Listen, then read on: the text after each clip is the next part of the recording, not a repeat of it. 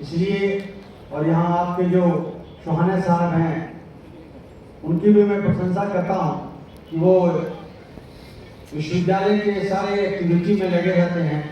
यहाँ के विद्यार्थी, यहाँ आसपास के किसान यहाँ से बहुत लाभान्वित होते हैं।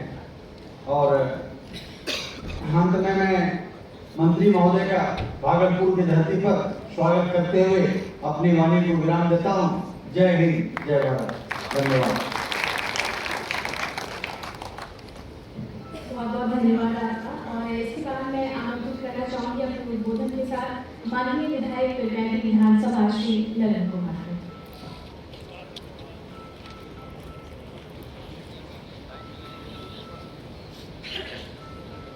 महोदय का ध्यान आकृष्ट करना चाहता हूँ कि अगर इसकी व्यवस्था या तो सरकार के द्वारा या कोई संस्था के द्वारा हो जाए, कोल्ड स्टोरेज सब का इंतजाम हो जाए, तो ये समस्या से हम लोगों को निजात मिलेगा और किसानों की आय जो है बहुत बढ़ जाएगी। एक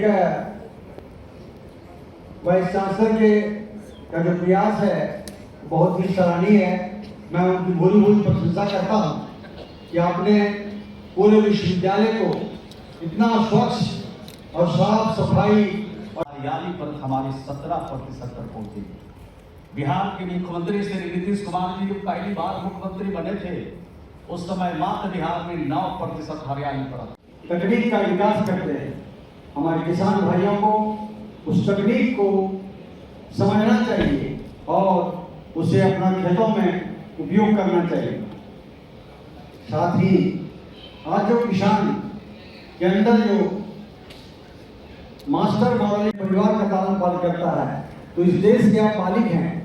आप ही के उपजाने से, आप ही के द्वारा फसल आने से पूरा देश और दुनिया का पेट भरता है। इसलिए आपको एक सुपरिटी कॉम्प्लेक्स में जीना चाहिए, लेकिन जो गरीबी और शिक्षा है वो आपका साथ नहीं छोड़ती है।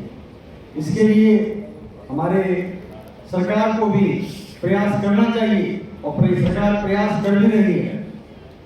और